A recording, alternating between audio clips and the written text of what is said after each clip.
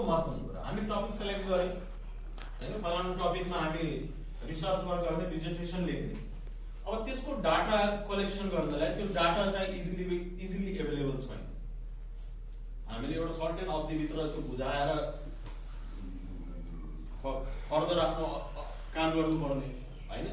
त्यसको लागि त्यो डाटा चाहिँ इजिली एभाइलेबल छ कि छैन, जुन टपिकमा हामी डिजर्टेसन लेख्न गइरहेका छौँ त्यो टपिकको लागि चाहिने डाटा हामी सजिलो कलेक्ट गर्न सक्छौँ कि सक्दैनौँ, या हामी त्यो डाटा कलेक्ट गर्न सक्छौँ, ल्याउन सक्छौँ कि सक्दैनौँ भन्ने कुरा पनि हामीले के गर्नु पर्यो, विचार गर्नु पर्यो। मानव एकछिनको लागि तपाईँ यहाँ इटलीमा बसेर थेसिस या डिजर्टेसन लेख्न बुझ्नुहुन्छ र टपिक यस्तो लिनुभयो कि त्यसको लागि डाटा चाहिँ काठमाडौँबाट ल्याउनु छ, भिजुअल हुन्छ त हुँदैन। त्यसैले यो कुरा पनि हामीले विचार गर्नुपर्ने हुन्छ। Evaluate the possible obstacles. Example, the study will take long time to complete or require long distance travel and work health. त्यो टपिकलाई सेलेक्ट गर्दाखेरि हामीले अर्को के कुरालाई पनि ध्यानमा दिनुपर्छ। त्यो टपिकमा मैले डिजर्टेसन लेख्दाखेरि त्यसको धेरै समय, अब यो हामी त अहिले एकदमै रिसर्चर बनेको त होइन हैन, हामी त अहिले रिसर्च किन गरिरहेका छौँ त, as a part of syllabus हैन। हाम्रो सिलेबसले, हाम्रो गाइडलाइनले के भनेको छ भने यो लेख भनेर भनेको छ हैन।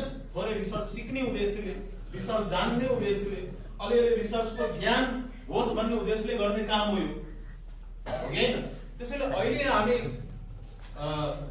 यस्तो टपिक सेलेक्ट गर्नु हुँदैन जुन टपिकले के हुन्छ, धेरै लामो समय लाग्छ त्यो रिसर्चलाई कम्प्लिट गर्नलाई, टाढा टाढा जानुपर्ने ट्राभल गर्नलाई, र आफ्नै हेल्थमा समस्या आउँ, त्यस्ता टपिक्सहरू हामीले सेलेक्ट गर्नु हुँदैन। Finalise the title for the research. यो सबै अध्ययन गरिसकेपछि तपाईँले के गर्नु पर्यो त, म कुन टपिकमा, कुन टाइटलमा रिसर्च वर्क गर्छु, थेसिस लेख्छु, डिजर्टेसन लेख्छु, you have to select that topic. त्यसपछि तपाईले के गर्न सुरु गर्नु पर्यो त, after that you have to start the writing of the proposal. Got it? अब यो प्रपोजल भित्र के पर्छ है, हामीले प्रपोजल किन लेख्नु पर्ने है, प्रपोजल लेख्नुभन्दा पहिला के कुराहरू विचार गर्नुपर्ने कुराहरू बुझ्यौं। अब यो प्रपोजल भित्र हुन्छ के त, ब्याचलर लेभलमा प्रोजेक्ट वर्क रिपोर्ट तयार पार्दाखेरि केही नलेजहरू हामीलाई छ है। यी कुराहरू अहिले मैले यहाँ लेखेका कुरा या देखिएका कुराहरू खासै नयाँ कुराहरू हैन, हामीले रिसर्च सब्जेक्टमा पनि पढेको हुनुपर्छ। सो र अर्को कुरा, यो प्रपोजल तपाईले तयार पार्दाखेरि इट शुड बी जस्ट, यसमा हामीले एउटा फ्रन्ट पेज राख्ने हो र त्यसपछि कन्टिन्युअसली प्रपोजल लेख्ने हो। यसमा टेबल अफ कन्टेन्ट हुँदैन, हेडिङ सेडिङ हुँदैन, just write down continuously according to the topic. के हुन्छ त्यसैभित्र रहेर तपाईले प्रपोजल गर्नु, ठिक छ? यो के कसले दिएको गाइडलाइन हो, हाम्रो युनिभर्सिटीले दिएको guideline.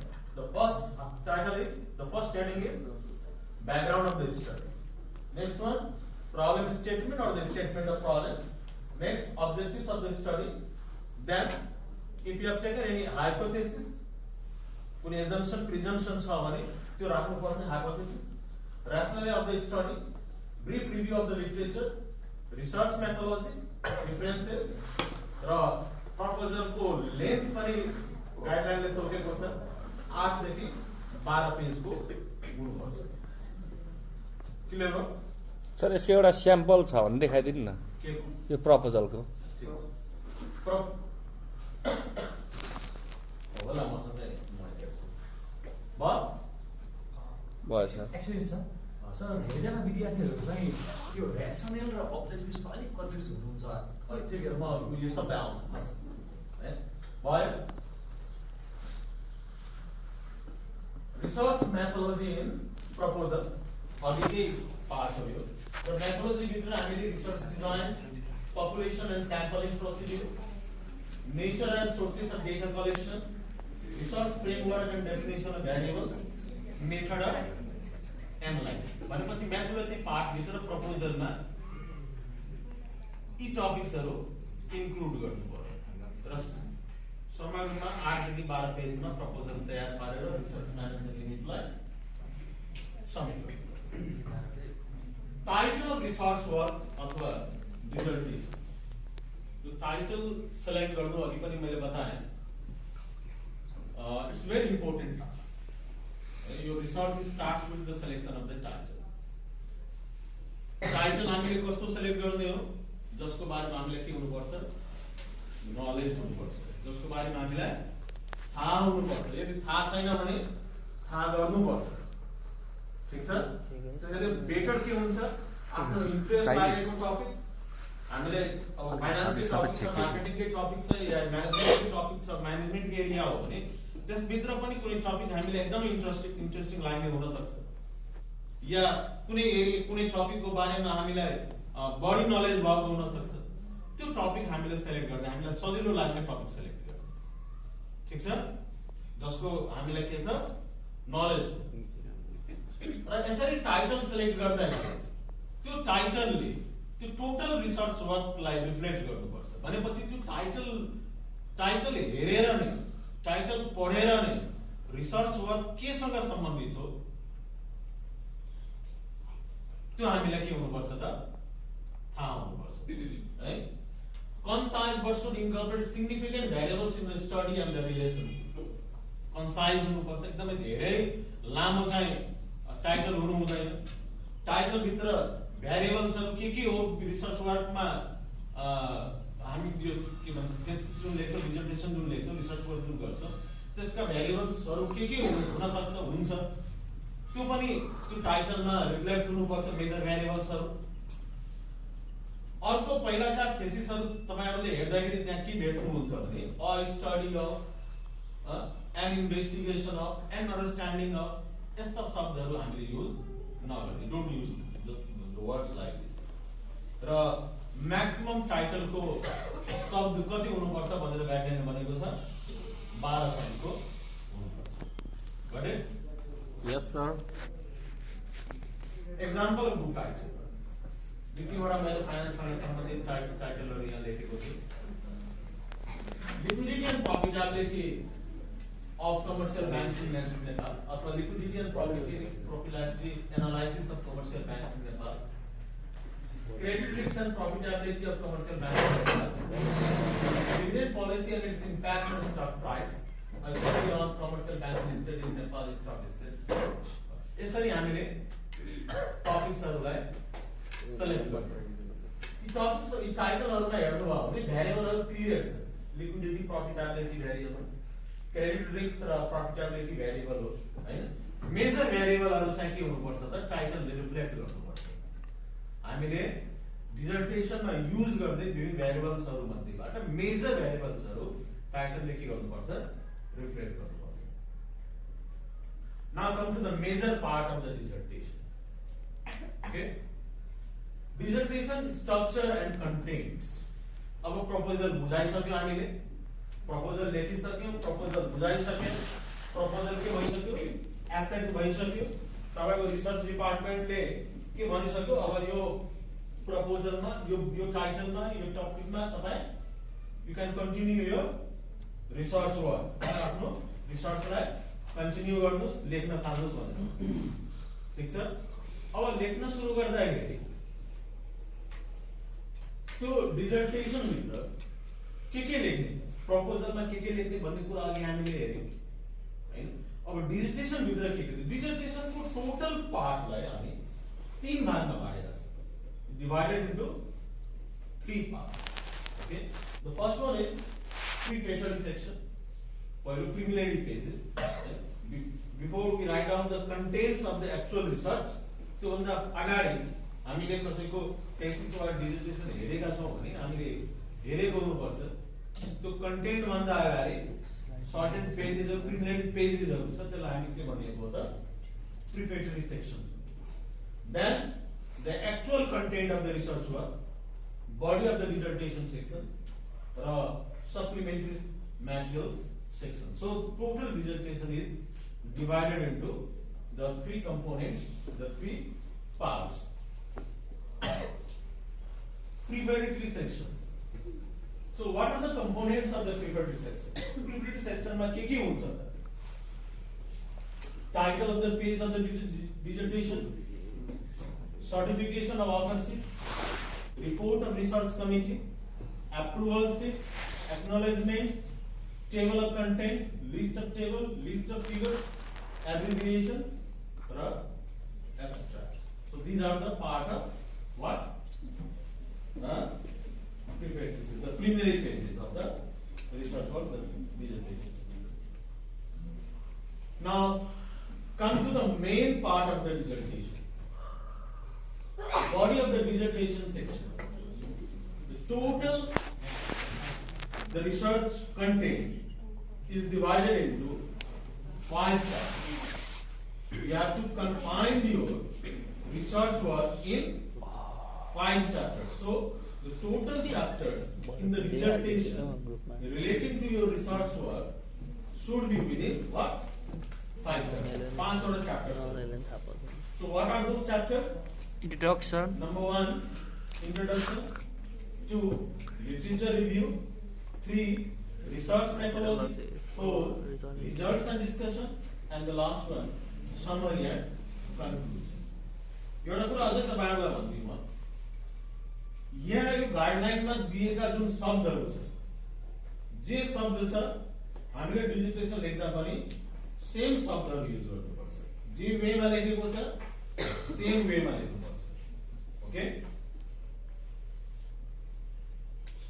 Supplementary material section. The last section is the supplementary material section, and it constitutes of the 2 things, references and the appendices. Okay, these are the supplementary section ma huncha, एउटा references र also appendices. Now, the chapter 1, introduction. के हुन्छ यसभित्र? What are the things that you have to include in this chapter? Background of study. Background of the study, problem statement, objectives of the study, hypothesis, rationale of the study, limitations of the study. So these are the topics, these are the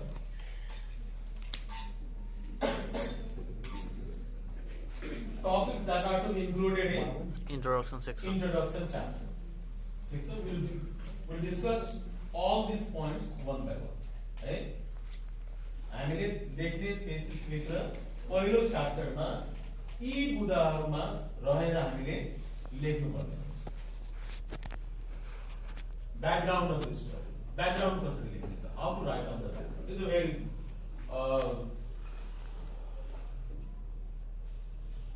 important part of the research work. Okay? Your research work starts with the research writing starts with the background of the study. एकदम important. प्राय जस्तो विद्यार्थीहरूले पहिला कतिपय थेसिसहरु हेर्दाखेरि Nepal is a developing country, Nepal is a topic के छ लेखेको छ माथि, Nepal is a developing country, agricultural country, Green forest country. एक पाना के लेखेको छ, it's not related with the background. Background should be confined with the title of your study. अनावश्यक कुरा रिसर्च रिपोर्टमा डिजर्टेसनमा लेख्न पाइँदैन। त्यो टाइटल भन्दा बाहेक हाम्रो रिसर्च टपिक भन्दा बाहेक एक शब्द पनि लेख्न पाइएन। त्यो टाइटल हो हाम्रो, त्यसैमा बसेर हामीले के गर्नुपर्छ त लेख्नु पर्छ है। अब बैंकको सम्बन्धमा मानव एकछिनको लागि टपिक के छ भने liquidity and profitability analysis of commercial. सुरु कहाँबाट गरिदिन्छ त? बैंकको बारेमा 3-4 पाना लेख्नु, बैंकको हिस्ट्रीदेखि लिएर बैंकले के काम गर्छ सबै लेखेको हुन्छ। इट्स नट रिलेटेड, एक लाइन पनि लेख्न जरुरी छैन। ठीक छ? बैंकले के काम गर्छ, कतिवटा नेपालमा बैंक छ, त्यो टपिकसँग हामीलाई मतलब छैन। described about the core concept of the topic and clearly established the purpose of this study. Background पढेर के थाहा हुनुपर्छ भने केसँग सम्बन्धित हो र यो रिसर्च चाहिँ कुन एरियासँग सम्बन्धित हो केमा फोकस गरिरहेको is written based on the actual information of the topic and the institution under the study. No specific limit to the length of this section. कति लेख्ने भन्ने यसको कुनै स्पेसिफिक लिमिट छैन। जनरली 2-3-4 पेज सम्म लेख। म एउटा उदाहरण दिन्छु तपाईहरुलाई लेख्दाखेरि कसरी लेख्ने। एकदम च्यालेन्जिङ वर्क हो यो ब्याकग्राउन्ड। मानव अघि नै उदाहरण दिए एउटा मैले लिक्विडिटी एन्ड प्रॉफिटेबिलिटी एनालाइसिस। लेख्दाखेरि कसरी लेख्नु भने तपाईहरु सजिलो बताउँछु है म तपाईहरुलाई। लिक्विडिटी एन्ड प्रॉफिटेबिलिटी एनालाइसिस लेख्दाखेरि पहिला के लेख्ने भने लिक्विडिटी भनेको you will find out a lot of definition given by the different authors. विभिन्न रिसर्च रिपोर्टहरुमा त्यसको बारेमा लेखेको भेट्नुहुन्छ। प्रॉफिटेबिलिटी को बारेमा लेख्ने। प्रॉफिटेबिलिटी लिक्विडिटी को सम्बन्धको बारेमा पनि you will find out the different literatures. ठीक छ? त्यसको बारेमा लेख्ने, विभिन्न स्टडीहरुको बारेमा लेख्ने। त्यहाँ चाहिँ त्यसले फाइन्ड आउट गरेको रिजल्टको बारेमा त्यति लेखिरहनु पर्दैन। है? त्यो लिक्विडिटी एन्ड प्रॉफिटेबिलिटी को सम्बन्धको बारेमा तिनीहरुले के भनेको छ लेख्ने। त्यसपछि हाम्रो नेपालमा पनि त्यसको बारेमा कुनै स्टडी भएको छ भने त्यसको बारेमा पनि लेख्ने। है? कुरो बुझ्यो? र यसरी हामीले के गर्नुपर्छ त you have to complete the background of the study. Next, problem statement. The problem statement research सुरु गर्नु भन्दा पहिला you have to identify the problem of the research work. Major task. के को लागि रिसर्च गर्ने? What is the major issue of the research?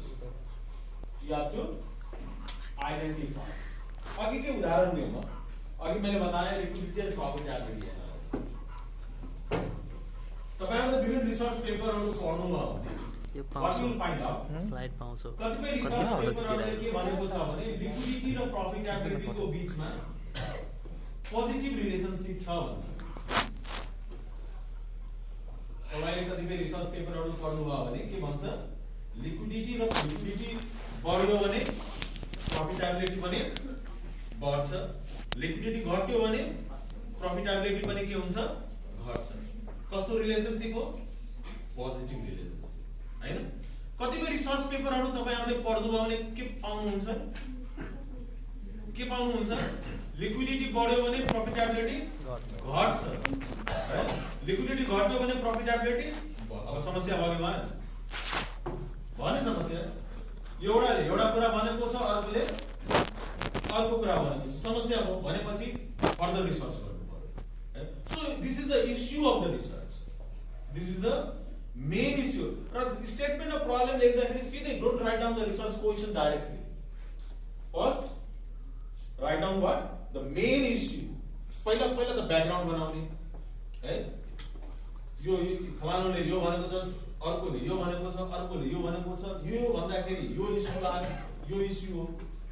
त्यो इश्यूमा based भएर हामीले के गर्ने हो त? You have to write down the research questions of the study. कुरो बुझ्यौ? ठीक छ? र एउटा रिसर्च रिपोर्टमा you should focus on only one issue. है? एउटा इश्यूमा फोकस गर्नु। Ends by raising research question। अघिकोमा तपाईहरुलाई एक्जाम्पल पनि दिइहाल्नु भयो। लिक्विडिटी र प्रॉफिटेबिलिटी को बीचमा दुईटै रिलेसन छ, पोजिटिभ नेगेटिभ विभिन्न स्टडीहरुले बताउँछ भनेपछि एउटा इश्यू हो। अब तपाईले त्यसको आधारमा बसेर यदि रिसर्च क्वेशन लेख्नु भयो भने what will be the research question? What is the liquidity position एउटा क्वेशन हुन सक्छ, what is the profitability position अर्को क्वेशन हुन सक्छ हैन। र लिक्विडिटी र प्रॉफिटेबिलिटी का जुन भेरिएबलहरु छ त्यो भेरिएबलहरुको बीचमा रहेर हामी क्वेशन्सहरु बनाउन सक्छौं। ठीक छ? र अल्टिमेटली त्यो क्वेशन्सहरुको जवाब चाहिँ के हुनुपर्छ, केसँग सम्बन्धित हुनुपर्छ? यो लिक्विडिटी र प्रॉफिटेबिलिटी को बीचमा के सम्बन्ध देखाउँछ भन्ने जवाबमा केन्द्रित हुनुपर्छ है। त्यो क्वेशन्सहरुको सबै एन्सर आयो भने त्यो एन्सरले के बताउनु पर्छ त त्यो दुईटाको बीचमा के सम्बन्ध छ भन्ने कुरा यसले एन्सर र यो पनि 2 देखि 4 पेजेसको हुनुपर्छ भन्छ स्टेटमेन्ट अफ प्रब्लम लेख्दाखेरि example of statement of problem के एक्जाम्पल्सहरु मैले यहाँ राखेको छु both the liquidity deficit and more liquidity surplus indicate the problem in the financial health of the commercial bank. More liquidity surplus hurts the profitability of the commercial bank and it reduces the return on assets. Similarly, liquid deficit also costs much to the commercial banks in the terms of higher purchasing price of liquidity and affects the reputation of the banks. यसरी हामीहरुले के गर्ने त इश्युहरुलाई generate गर्दै र त्यो इश्युमा बसेर हामीले आफ्नो रिसर्चको काम गर्ने research position, what is the liquidity position of commercial banking account, what is the profitability position, what is the relationship between अघि मैले बताएँ सर एउटा क्वेशन ल जस्तो त्यो प्रब्लम स्टेटमा 2 देखि 4 पेज भन्नुभयो नि कहिलेकाहीँ जस्तो एउटा स्ट्यान्डर्ड टपिक लिँदाखेरि कहिलेकाहीँ 1 पेजमा नि त सकिएला ठिकै छ त्यो 2 देखि 4 पेज भनेको छ 2 देखि 4 भनेको गर्दै हामीले 2 देखि 4 पेज लेख्नलाई हैन you'll find a lot of writing हामीले कोशिश गरेमा 2 4 के 5 7 पेज पनि लेख्न सक्छ हैन त्यो त 2 र 4 भन्नाले त तपाईको गाइडलाइनमा त्यही तोकेको छ हैन लिटरेचर ब्याकग्राउन्ड बडी लेख्नु पर्यो नि त हजुर त्यो नलेखिकन त्यसको मेन इश्यू मात्र लेखेर डाइरेक्ट हैन त्यो मेन इश्यू त 2 3 लाइनको हुन्छ 3 4 लाइनको हुन्छ मेन इश्यू जुन हामीले जेनेरेट गर्यौं त्योसँग सम्बन्धित लिटरेचर पहिला लेख्नु पर्यो 1.5 पेज 2 पेज ए त्यो पनि धेरै भयो भन्न खोजेको के मैले guideline to rules is rules guideline त्यही भनेको छ जन तपाईं पीएचडी लेभल ए बी क्वाइट तपाईले जन पीएचडी लेभलमा जानुभयो भने 10 पेजको लेख्नु पर्छ होला हामीले एमफिल मा 8 पेजको लेख्यौं हैन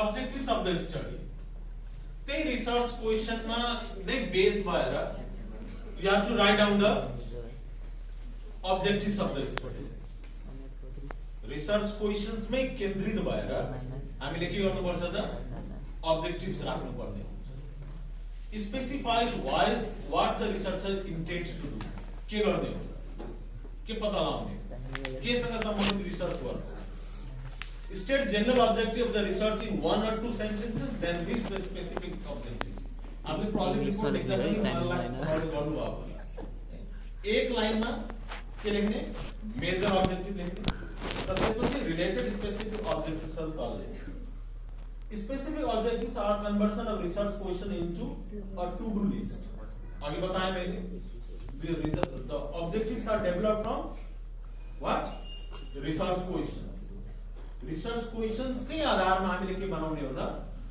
objective बनाउने use action verbs like to examine to analyze assess compare etc